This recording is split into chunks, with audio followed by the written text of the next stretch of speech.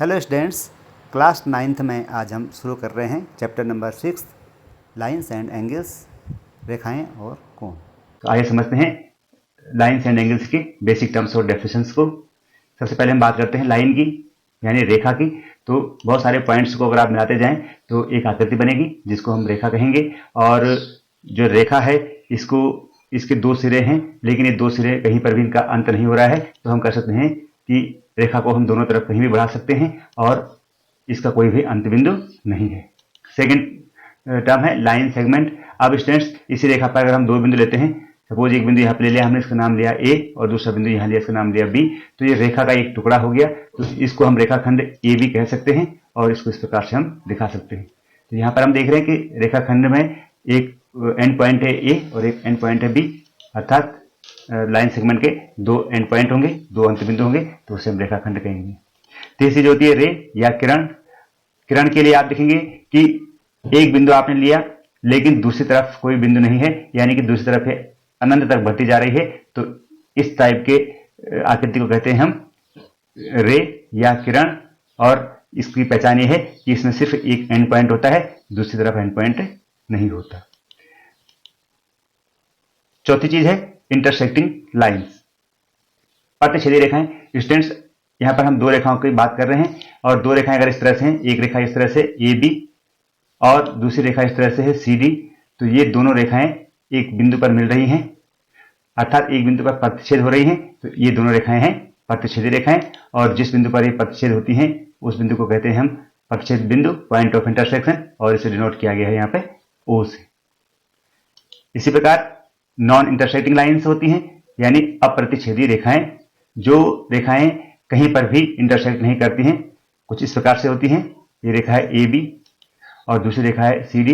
ये दोनों रेखाएं इस प्रकार से हैं कि बीच की जो डिस्टेंस है ये हर पॉइंट पर बराबर है, और इनको आप आगे पीछे कहीं भी बढ़ाएंगे, दोनों तरफ बढ़ाएंगे, तो भी ये कहीं नहीं मिलेंगी। तो इस प्रकार की रेखाओं को हम कहते हैं अप्रतिच्छेदी रेखाएं, या इनको हम नाम दे देते हैं पैरेलल लाइंस, समांतर रेखाएं। तो स्टूडेंट्स, प्रतिच्छेदी रेखाएं और समांतर रेखाओं पर एक्सरसाइज 6.2 में डिटेल से पढ़ा जाएगा। अभी हम बेसिक चीजों को पढ़ रहे हैं, तो आगे बढ़ते हैं। छठी चीज है, अब हम बात करते हैं कोणों की। तो कोण हम किसे कहेंगे? देखिए, एक किरण है जो पॉइंट ए से शुरू हो रही है और इस तरह से बढ़ रही है बी की तरफ। अब इसी पॉइंट ए से हम एक और किरण लेते हैं जो इस तरफ सी की तरफ बढ़ रही है, तो इस प्रकार से इन दो किरणों के बीच का जो झुकाव है उसको हम पढ़ते हैं कोण। ठीक है, तो इस प्रकार से झुकाव है, इसको हम कहेंगे कोण, और इसको पढ़ने का तरीका ये है कोण बी ए सी। बी ए और ए सी के बीच का जो झुकाव है वो कोण है, या इसको हम ऐसे ही पढ़ सकते हैं सी ए बी। अब बात करते हैं कोणों के प्रकार की। तो कोण, उनकी मापों के हिसाब से कई प्रकार के कोण होते हैं। सबसे पहले हम बात करते हैं एक्यूट एंगल की। एक्यूट एंगल यानी न्यून कोण। न्यून कोण कुछ इस तरह से होता है स्टूडेंट्स, किरण आरेख ए बी है और ए से एक किरण ए सी खींची गई है, तो इन दोनों के बीच का जो झुकाव है एक्स। तो अगर एक्स की वैल्यू पर डिपेंड करता है कि यह कोण किस प्रकार का है। तो यहां अगर ये न्यून कोण होगा बी ए सी, कब? जब एक्स की वैल्यू 0 से अधिक होगी और ये 90 डिग्री से कम होगी। तो इस प्रकार के कोण को हम कहेंगे न्यून कोण, जिसका मान 0 डिग्री से अधिक और 90 डिग्री से कम हो, वह कोण कहलाएगा न्यून कोण। दूसरा आता है इसी प्रकार से राइट एंगल यानी समकोण। अब वही एंगल है, लेकिन अब क्या हुआ कि ए बी किरण है और उस पर जो दूसरी किरण है ए सी, इनके बीच जो झुकाव है वो ठीक 90 अंश के कोण में बदल गया है। तो जब एक्स की वैल्यू होगी 90 डिग्री, तो हम कहेंगे angle B A C is equal to B A C is right angle, या बी ए सी एक समकोण है। इसी प्रकार से जब 90 डिग्री से अधिक का कोण बनेगा तो उस कोण को कहेंगे हम अधिक कोण। यहां पर देखिए बी ए सी एक कोण है और जो एंगल सी है ये 90 डिग्री से अधिक है, तो ये है अधिक कोण। तो B A C is an obtuse angle, और for an obtuse angle the value of angle is greater than 90 degree but less than 180 degree. 180 degree से कम का कोण होगा और 90 डिग्री से अधिक का कोण होगा, तो उसको कहेंगे हम अधिक कोण।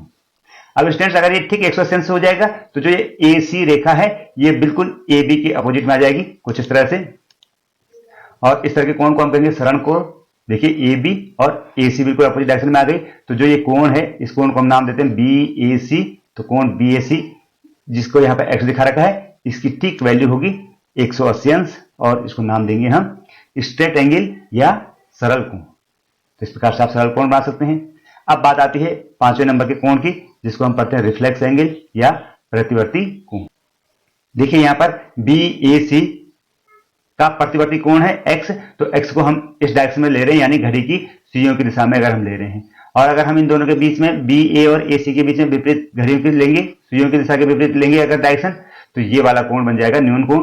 तो एंगल BAC है और एंगल BAC का प्रतिवर्ती कोण है x, तो इसको प्रतिवर्ती कोण कहेंगे कि जब इसकी वैल्यू 180 से अधिक हो जाएगी और 360 डिग्री से कम होगी, तो ये कोण होगा प्रतिवर्ती कोण। ठीक है स्टूडेंट्स, अब बात करते हैं पेयर ऑफ एंगल्स की, यानी कोणों के युग्म की। दो कोणों को अगर हम एक साथ लिखते हैं तो उनको हम किस प्रकार से नाम देते हैं। सबसे पहले बात करते हैं कंप्लीमेंट्री एंगल, यानी पूरक कोणों की। अगर दो कोण दिए गए हैं, एक कोण ये है, इसको हम पढ़ते हैं कोण BAC या कोण CAB, इसका मान है एक्सन्स, और दूसरा कोण है कोण DAC और इसका मान ले लिया हमने y अंश।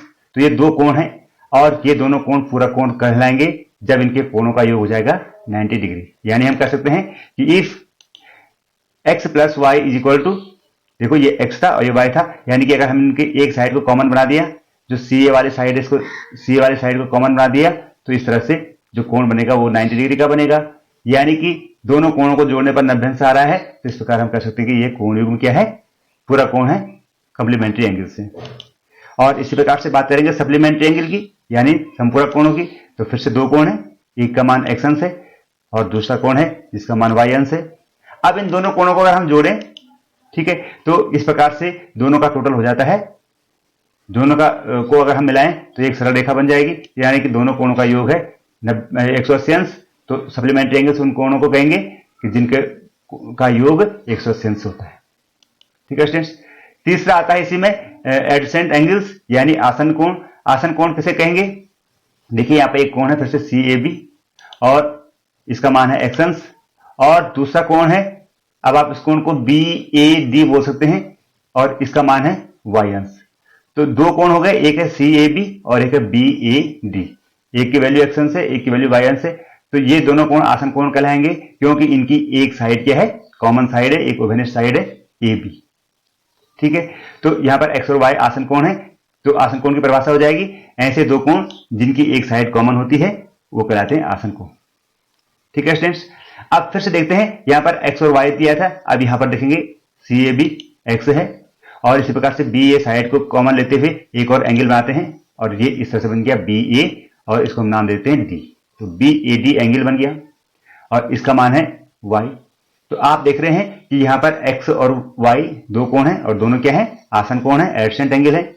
लेकिन यहाँ पर एक स्पेशल कंडीशन बन रही है कि इन दोनों एडजेसेंट एंगल को जोड़ने पर क्या आ रहा है, 180 अंश आ रहा है, इनकी साइड कॉमन है, दोनों x और y को जोड़ने पर 180 अंश आ रहा है। तो ऐसी कंडीशन में कि जब दोनों एडजेसेंट एंगल्स को जोड़ने पर 180 अंश का कोण बनता है, तो इस प्रकार के कोणों को हम बोलते हैं लीनियर पेयर या रेखिक युग्म।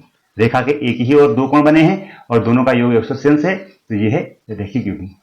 ठीक है स्टूडेंट्स, तो रेखिक युग्म उसको बोलेंगे ऐसे दो एडजेसेंट एंगल्स जिनका टोटल 180 अंश हो रहा है, उनको हम कहेंगे लीनियर पेयर या रेखिक युग्म।